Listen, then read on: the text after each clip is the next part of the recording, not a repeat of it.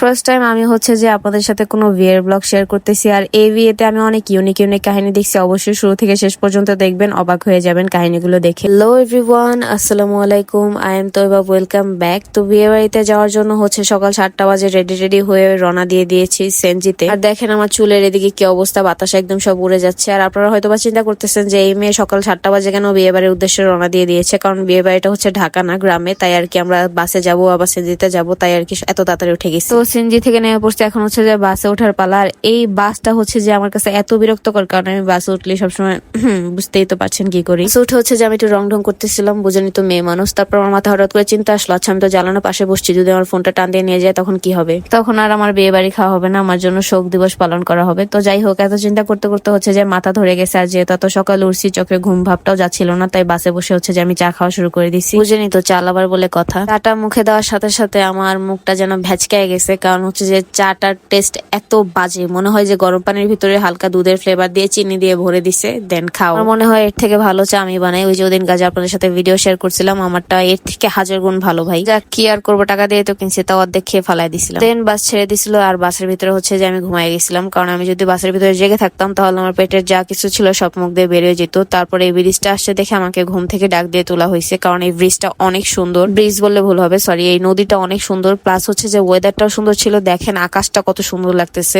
ভাবলাম আপনাদের জন্য কিছু ক্লিপ নেই। ক্লিপ নেওয়ার 2 মিনিট পরে আমার পেট থেকে সবকিছু মুখ দিয়ে বেরিয়ে গেছে। দেন আমি আবার ঘুমাই গেছিলাম। দেন সেই এক ঘুমে হচ্ছে যে আমি গন্তব্য স্থানে এসে পড়ছি। আর এই দেখেন আমার চুলের কি অবস্থা, মানে বাসের ভিতরে বাতাসে আর আমার ঘুমে চুল টুল একদম আওলা জওলা ভূতের মতো হয়ে গেছে। প্লিজ ইগনোর করবেন সবাই। দেন হচ্ছে যে বাস থেকে নেমে একটা অটোতে উঠে সোজা চলে গিয়েছিলাম বিয়ে বাড়িতে। বিয়ে বাড়িতে যেয়ে দেখি যে আমাদের জামাই সাহেবকে হচ্ছে গোসল করাচ্ছে, কারণ হচ্ছে যে বউ আনতে যাবে একটু পরে, তাই আর কি জামাইকে সবাই হলুদ লাগিয়ে গোসল করাচ্ছিল। আর আমাকেও বললো যে যা জামাইকে হলুদ লাগিয়ে আস। তারপর আমিও জামাইকে হলুদ লাগিয়ে এসে মাথার ভিতরে ঘাস দিয়ে দিয়েছি, তাই আর কি সবাই হাসাহাসি করতেছিল যে হলুদ লাগাইছে ওর মাথার উপরে ঘাস দিছিস কেন? তাহলে ঘাস রাখছে কেন ভাই? মাথায় দেওয়ার জন্যই তো। দেন হচ্ছে যে জামাইকে হলুদ টলুদ লাগিয়ে আমি হচ্ছে যে এদিকে বাতাস খাচ্ছিলাম। আর বিশ্বাস করবেন না রাসেল ভাই, এত পরিমাণ বাতাস ছিল যে আপনি দেখেই তো বুঝতে পারতেছেন, চুল টুল পিছনে জামা কাপড় সবকিছু একদম উড়ায় নিয়ে যেতেছিল। এক কথায় চিকন মানুষ থাকলে উড়া যেত। তারপর বাতাস টাতাস খেয়ে এখন চলে যাচ্ছি আমরা বউ আনতে, সরি মানে বিয়ে পড়াতে আর কি। আপনারা সবাই অবশ্যই কমেন্ট করবেন আমার মেকআপটা কেমন হয়েছিল। অবশ্যই কমেন্ট করে লাভ নাই, কারণ আমার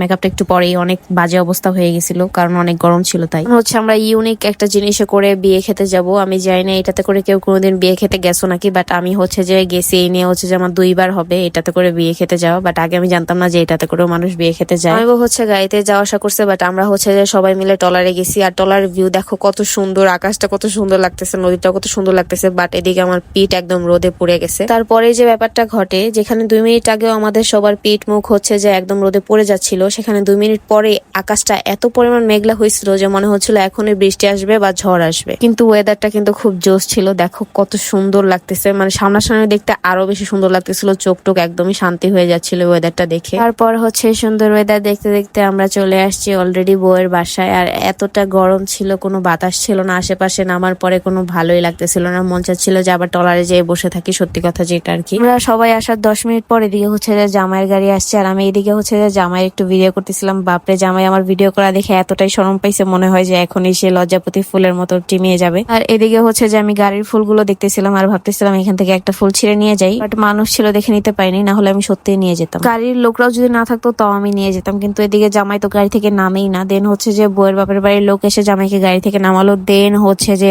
জামাই গাড়ি থেকে নামছে, তার আগে বেটা নামে নেই গাড়ি থেকে। গাড়ি থেকে নামার পর হচ্ছে যে জামাই বাড়ির লোকেরাই জামাইকে শরম দিয়েছিল আর বলতেছিল তোমার মুখে রুমাল কই, রুমাল দাও না কেন, তোমার কি কোনো লজ্জা শরম নাই নাকি? মানে বিয়ে করতে গেলে তো জামাই সবসময় অল টাইম মুখে রুমাল দিয়ে যায়, দেখতাম, বাট কেন জামাই হচ্ছে যে মুখে রুমাল দিয়ে যায় তা আমি জানতাম না। তো আজকে আর কি এদের কথাবার্তা শুনে বুঝলাম যে জামাই মনে হয় এই লজ্জা শরম জন্য আর কি মুখে রুমাল দিয়ে যায়। তো হাসাহাসির পর ফাইনালি হচ্ছে যে বউয়ের গেটের সামনে এসে আমরা সবাই দাঁড়াইছি। তো এদিকে হচ্ছে যে জামাইয়ের শাশুড়ি তাকে বরণ করতেছিল। এদিকে হচ্ছে যে আমি চিন্তা করতেছিলাম যে এখন পর্যন্ত জামাইয়ের পকেট মারার জন্য কেউ আসে না কেন? গেটে তো সবাই দাঁড়ায় থাকে যে মিষ্টি খাওয়াবে, তারপর জামাই যে ঢুকবে টাকা দিয়ে ঢুকা লাগবে গেটের ভিতরে, কিন্তু এখানে তো তেমন কাউরে দেখতেছি না যে হচ্ছে যে জামাইয়ের পকেট ফাঁকা করবে। পরে দিয়ে জানতে পারলাম যে এই সব কাজ হচ্ছে যে মানে তাদেরকে টাকা দিয়ে আগে থেকে শান্ত করে রেখেছিল জামাইয়ের বাড়ির লোকরা। তাই জন্যই তো বলি যে কি ভাই, গেটের ভিতরে এত শান্তশিষ্ট ভাবে সবকিছু পালন হচ্ছে, ছানাপানারা কোথায়? টাকা নেওয়ার জন্য, পকেট কাটার জন্য তো কেউই নাই। সচরাচর সব বিয়ে বাড়িতে হচ্ছে যে দেখি যে গেটের সামনে হচ্ছে শালীরা দাঁড়িয়ে থাকে, গেটে ঢুকতে দিবে না জামাইকে যদি সালামি তাদের ডিমান্ড অনুযায়ী না দেওয়া হয়। বাট এইখানে এরকম কোনো কিছু হয় নাই, জামাইকে খুব সুন্দরভাবে শাশুড়ি শাশুড়ি বরণ করে নিয়ে গেছে, কারণ ওই যে মানি তো আগে থেকেই দিয়ে রাখছে, তাই আর কি এত শান্ত মানি